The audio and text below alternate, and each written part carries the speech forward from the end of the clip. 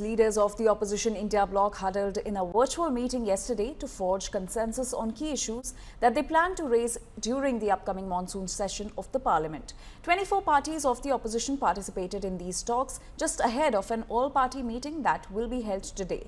The opposition leaders have claimed to have settled on a unified front ahead of the high-stakes monsoon session. Now, top on the opposition's agenda are the Pahalgam terror attack, Donald Trump's claims of facilitating the truce between India and Pakistan, as well as the Election Commission's electoral roll revision in the state of Bihar.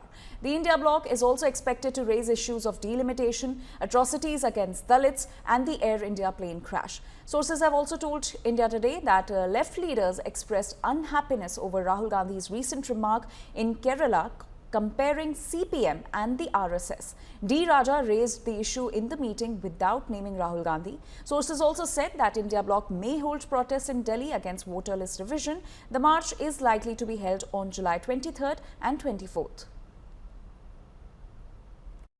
अभी 21 तारीख से parliament शुरू होने वाला है। सारे विपक्ष पार्टियां एक हैं। हम चाहते हैं कि प्रधानमंत्री इस पर बोले। क्या बात हुई है उनके और प्रेसिडेंट ट्रंप के बीच में? क्या समझौता की बात हो रही है? लेन देन की बात हो रही है? क्या हमारे किसानों पर बोझ पड़ेगा? क्या आप जो आयात कर हैं कृषि के क्षेत्र में उसको आप घटाएंगे, कम करेंगे? यही तो बात हो रही है ना। तो हमारे कृषि के क्षेत्र पर, हमारे लघु और मध्यम वर्ग के उद्योग हैं, एमएसएमई पर, उसका क्या असर होगा? तो ये सब मुद्दे पार्लियामेंट में इस पर बहस होनी चाहिए और हम जरूर मांग करेंगे। इंडिया ब्लॉक जिसमें 24